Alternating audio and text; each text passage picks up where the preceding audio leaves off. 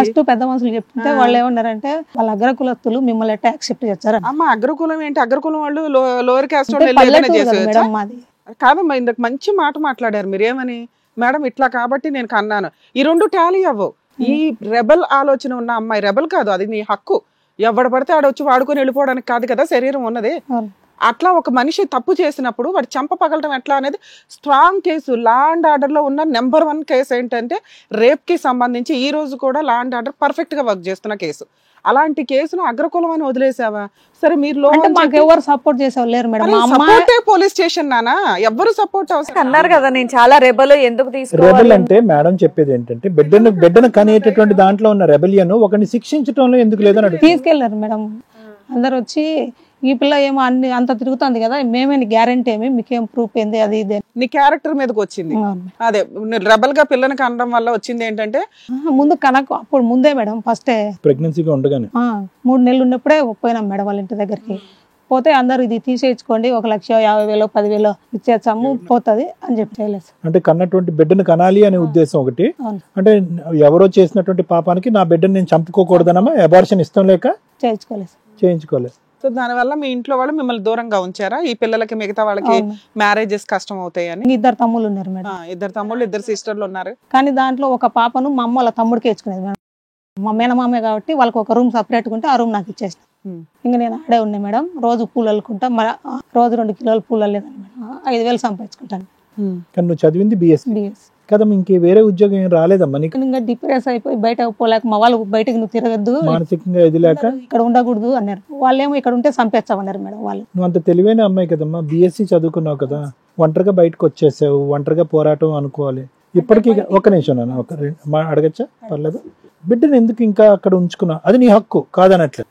మీరెవరు sir doctor గారు, మీరెవరు చెప్పడానికి అని అనొచ్చు.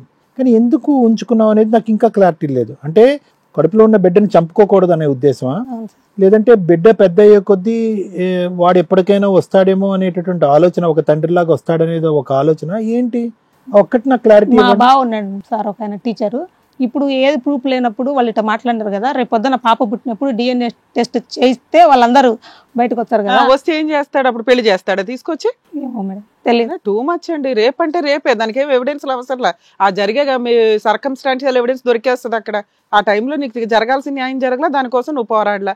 సరే అయిపోయింది. 2018లో ఎందుకు వేసావు? 2015లో పాప పుడతాను నన్ను ఎవరు పట్టించుకోలేదు మేడం. బాల్యంత దెబ్బ వచ్చి 3 ఏళ్ళు పడిపోయినా మేడం మంచంలో. మళ్ళీ 2018లో తిరిగి మా ఊరికి పోయినా. పాప ఎప్పుడు పుట్టిందమ్మా? 2015 2/5/2015. 15లో ఏమైందమ్మా? అంటే ఎవరు నన్ను పట్టించుకోలేదు కదా సార్. చల్ల నీళ్లు దాంట్లో పెట్టి మొత్తం సాయంత్రం 3 అయ్యేలోపు నా కాళ్ళు చేతులు వణుకుతాయి, నరాలు వీక్నెస్. నిన్ను నువ్వు పోషించుకుంటూ పిల్లలు చూసుకున్నావు 3 years? కాదు మేడం, అప్పుడు మా అమ్మ వాళ్ళు అక్కడ నుంచి ఇక్కడికి వచ్చినారు మేడం. మా నాన్న చనిపోయినాడు. చూసారు. 18లో కేసు ఎందుకు పెట్టావమ్మా? ఇంకా అడిపోయి మా అమ్మ వాళ్ళు కొట్టినారు సార్. నిన్ను నీ పిల్లను ఎన్ని రోజులని సాకాలా, ఆ రోజు మా మాట వినలే కదా. కాదు, తర్వాత పెళ్లి చేయాలి అన్న ఆలోచన ఎందుకు రాలేదు? ఇంకా పాప ఉంది కదా మేడం, ఎవరు చేసుకుంటారు? ఇంకా పాప ఉందిలేండి, ఇంకా అది ఆబ్వియస్. కానీ 4 సంవత్సరాల తర్వాత కేసు ఎందుకు పెట్టావు? ఏంది వాళ్ళు బలంతంగా పెట్టించారు? ఎవరు పెట్టిలే సార్, నన్ను కొట్టి పంపించినారు మా వాళ్ళు. ఎన్ని రోజులని మా తమ్ముడికి పెళ్లి జరగాలి కదా మేడం, నేను ఎన్ని రోజులని ఇంట్లో పెట్టుకోవాలా, నువ్వు వెళ్ళిపో నీ ఇష్టం అంటే. మా బావ కొడుకు వచ్చేసి DSP సార్ కాడ పని చేస్తాను. పోయి సార్కి చెప్పిన, సార్ నాకు ఇట్లా ఇంట్లో ఎవరు రాలంటే 1 ఈడ్చుకరారా, ఎవడు వాడు, ఇది అది ఈ పాప ఉంది కదా అని చెప్పినారు. వాళ్ళు ఒక 3 జీపులకు వచ్చిన తర్వాత ఫస్ట్ రోజేమో బాగా నాకు సపోర్ట్ చేసినారు మేడం. 2వ రోజు ఏమో మా అయింది పోయింది, ఇప్పుడు ఎన్ని రోజులు 4 ఏళ్ళు అయింది, ఇంకా వెళ్ళిపో అన్నారు. ఇంకా మా బావ వాళ్ళ ఇంట్లోనే ఒక వారం ఉన్న తర్వాత ఆయన ఇంకా డైరెక్ట్ నాకు గ్రీన్ కార్డు ఇచ్చి కలెక్టర్ గారు కానీ SP సార్ గారు డైరెక్ట్ పోయి నీకు గౌడు చెప్పుకోమని కేసు ఫైల్ చేశారు. అరెస్ట్ చేశారా? చేసిన సార్ 41 days అరెస్ట్. తర్వాత బెయిల్ మీద వచ్చాడు బయట కూడా. ఇప్పుడు ఉన్నాడా వాడు? ఎక్కడ ఉన్నాడు? అక్కడ మా ఊరు దగ్గర. కేసు నడుస్తుందా ఇంకా? లేదు మేడం. కేసు ఏమైంది? ఇంకా తర్వాత వాళ్ళకు శిక్ష పడుతుందని పాపకు 15 లక్షలు డిపాజిట్ చేసి వీళ్ళకు మాకు ఎలాంటి సెటిల్మెంట్ చేసుకున్నారు. ఓకే, అక్కడతో ఏదో గుడ్లో మెల్ల. తర్వాత కేసు అయిపోయింది. ఆ 15 lakhs ఏం చేసావు? అది 11 లక్షలు పాప పెట్టింది మేడం. 4 లక్షలు వీళ్ళు పెద్ద మనుషులు అందరు ఖర్చులు, చేసిన వాళ్ళు బయట తిరిగినందుకు ఖర్చులు అయిన అయిపోయినాయి మేడం. నాకు మళ్ళీ 5 లక్షలు శాంక్షన్ అయింది మేడం కాంపెన్సేషన్. అది మధ్యలో డ్రాప్ చేసుకునేందుకు 4 లక్షలు వచ్చింది, 1 లక్ష ఆగిపోయింది. కాంపెన్సేషన్. మొత్తం డబ్బులు ఈ 4 లక్షలు 15 లక్షలలో 2 లక్షలు అప్పులు వాళ్ళ పెద్ద మనుషులు తీసుకున్నారు. 2 లక్షలు బంగారు చేయించిన మేడం. ఈ 4 లక్షలకు బంగారు చేయించిన. ఆ 11 లక్షలు పాపకు పెట్టిన మేడం. ఇంకా తర్వాత 2019కి కేసు సెటిల్ అయింది. 19, 20, 21, 20 వరకు మా అమ్మ కాడే ఉంది మేడం. 20 తర్వాత మా తమ్ముడికి పెళ్లి చూపులు రావడము, అందరు ఇంట్లో ఆడపిల్ల ఉంది, అందులో అమ్మాయికి పెళ్లి లేదు, పేడగ లేదు, రేపు కేసుకు పుట్టిన అమ్మాయికి మేము కులస్తుల పిల్లనేమో అని అంటే మా అమ్మ చెప్పలేక పక్కన వాళ్ళతో చెప్పి ఏడ్చుకుంటాను. సో ఇంకా అంటే ఇంకా నాకు ఇంకా ఎక్కువ ప్రెషర్ అంటే మా అమ్మ చెప్పలేదు. అదేలేమ్మా, బాధపడతారు. అందరికీ ప్రచారం జరిగిందమ్మా, అందరికీ తెలిసిపోయిందా ఇలాగా రేప్ జరిగినటువంటి ఆడపిల్ల వాళ్ళ ఇంట్లో ఉందనేది? సో మీ తమ్ముడికి సంబంధాలు రాకుండా పోయినాయి అంతేగా?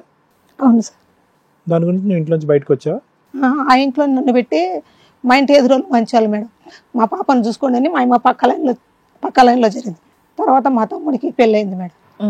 ఇంకా 2021 నుంచి నేను ఆడే ఉండి మా అమ్మ ఏందని ఏడ్చుకుంటా అన్నా మేడం. ఏడ్చుకుంటా అంటే ఇంకా ఈ రత్నరాజు వాళ్ళు పరిచయం అయినారు. ఎవరమ్మా? భర్త కాదు సార్. మరి ఇప్పుడు నెక్స్ట్ నేను కంప్లైంట్ ఇచ్చలేదు. అప్పుడు 2021లో మా అమ్మ డిసెంబర్ 2020లో మా అమ్మ వెళ్ళిపోయింది మేడం. 2021 నుంచి నేను అక్కడే ఉన్నా మేడం. నేను 2021 జనవరి 10వ తారీఖు టైలరింగ్ నేర్చుకోవడానికని నారాజు అని వాళ్ళ ఇంటికి వెళ్ళిన. వాళ్ళు ఎక్కడ ఉంటారు? మా ఇంటికి కొద్దిగా వాకబుల్ డిస్టెన్స్ మేడం. టైలరింగ్ మెషిన్ నేర్పిస్తారా? అవును మేడం, ఎంబ్రాయిడింగ్ అంతుంది. ఆయన సోషల్ వర్కర్ మేడం. ఫస్ట్ పక్కింటి వాళ్ళు ఎదురింటి వాళ్ళు ఏమన్నారంటే, సార్ అమ్మాయి వాళ్ళ అమ్మ పోయింది, పాప ఒక్కటి ఉంది, కొద్దిగా డిప్రెషన్లో ఉంది, స్కూల్లో ఏమన్నా జాబ్ ఉంటే ఇవ్వండి సార్ అని అడిగినారు మేడం. మా కాడికి వచ్చి ఏదన్నా నేర్చుకుంటే జీవితాంతం ఆమెకు కొద్దిగా అదే వృత్తి నేర్పిస్తాం, ఏదైనా ప్రొఫెషన్ లో 5,000 10,000 ఏదన్నా మా సంస్థ ద్వారా హెల్ప్ చేయొచ్చు. ఎందుకంటే సార్ నాకు అట్ట ఆర్థికంగా నేనేమి ఇబ్బంది లేను సార్, మా పాపకు ఫిక్స్డ్ డిపాజిట్ ఉంది, నాకు డబ్బులు ఉన్నాయి, నేను రోజు పూలు అల్లుకుంటా ఏమైనా చేసుకుంటే, ఇప్పుడు మా అమ్మ పోయింది కాబట్టి కొద్దిగా డిప్రెషన్లో ఉన్నా సార్ అని. జనవరి 10, 2021 వాళ్ళ ఇంటికి పోయినా. ఇప్పుడు వచ్చిందా అన్న నన్ను తీసుకెళ్ళి వాళ్ళ ఇంట్లో వదిలిపెట్టిన తర్వాత నాది జనవరి 16 నా బర్త్డే మేడం. వాళ్ళుండి నువ్వు ఒంటరి మహిళ కదా, నీకు ఫీజు మేము తీసుకోము, రోజు వచ్చి మా ఇల్లు తుడిచి అది మిషన్లు అన్ని తుడిచి కొద్దిగా మాకు హెల్ప్ చేస్తాను, నీకు ఫ్రీగా నేర్పించా అన్నారు. సార్ నా పనే నేను చేసుకోలేను, మొన్నటి వరకు మా అమ్మ వండి పెడితే తిని బతికిందని నాకు రా సార్, నేను ఫీజు కట్టే నేర్చుకుంటా, నాకేమి ఆర్థికంగా ఎలాంటి ఇబ్బంది లేదు.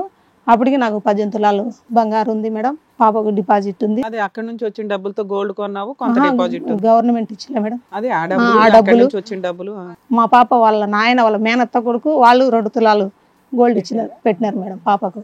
వాళ్ళు పెట్టిన తర్వాత అంతా మొత్తం 18 తులాలు బంగారు మేడం. ఇది ఉంది. ఆ డిపాజిట్ అమౌంట్ మాకు వడ్డీ వస్తుంది మేడం నెల నెల. దాన్ని మా పాపకి ఆర్డీ కడతానే, అంటే మా అమ్మ ఉన్నప్పుడు 2019 నుంచి అది ఒక 3 లక్షలు వచ్చింది, దాన్ని చీటీ కడతాను మేడం తెచ్చి, అది ఒక 3 లక్షలు డబ్బులు వచ్చింది. ఓకే నాన్న, మిషన్ నేర్చుకున్నావు, నేర్చుకోలే మేడం. నేర్చుకోలేదా? నువ్వు వద్దని చెప్పేసి వచ్చేసావు. ఇట్లా పని చేయలేను, మీకు ఫీజు కడతా అని చెప్పిన మేడం. నాది 2016 16వ తేదీ 2021 జనవరి 16 నా బర్త్డే మేడం. నా బర్త్డే అయితే నేను చేరిన 6 రోజులకే నాకు గ్రాండ్ గా బర్త్డే చేసినారు మేడం వాళ్ళు, సార్ వాళ్ళు. గ్రాండ్ గా ఎందుకు చేశారు నీకు? అదే తెలియదు మేడం. 6 రోజులు మిషన్ నేర్చుకోవడానికి వెళ్ళావా? 3 రోజులు హాలిడేస్ కదా మేడం, Sankranti holidays 13, 14, 15. Hit TV app, ఇందులో short news, live news, entertainment shows, movies, digital magazines తో పాటు మీ జిల్లా వార్తలను కూడా ఫ్రీగా చూడొచ్చు.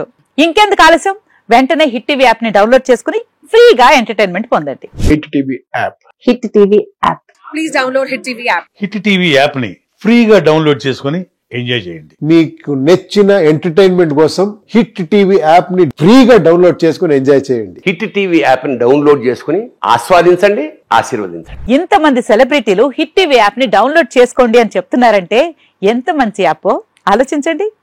అమెరికా అమెరికా అమెరికా అమెరికాలో చదవాలనుకునే వాళ్ళకి విశ్వసనీయమైన పేరు మన శౌర్య కన్సల్టెన్సీ. UK లో 1 year masters, UK లో 1 year masters, 2 years work permit up to 5 years visa. Contact Saurya Consultancy.